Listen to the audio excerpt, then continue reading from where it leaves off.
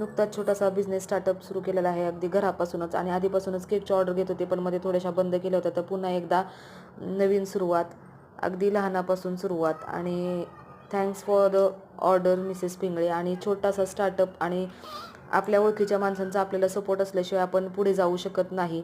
आणि खरं सांगायचं तर ऑर्डर ही माझ्यासाठी म्हणजे फार मोठी गोष्ट आहे. म्हणजे काहीतरी करण्यासाठी घरातूनच एक नवा कॉन्फिडन्स, नवी उमेद मिळते.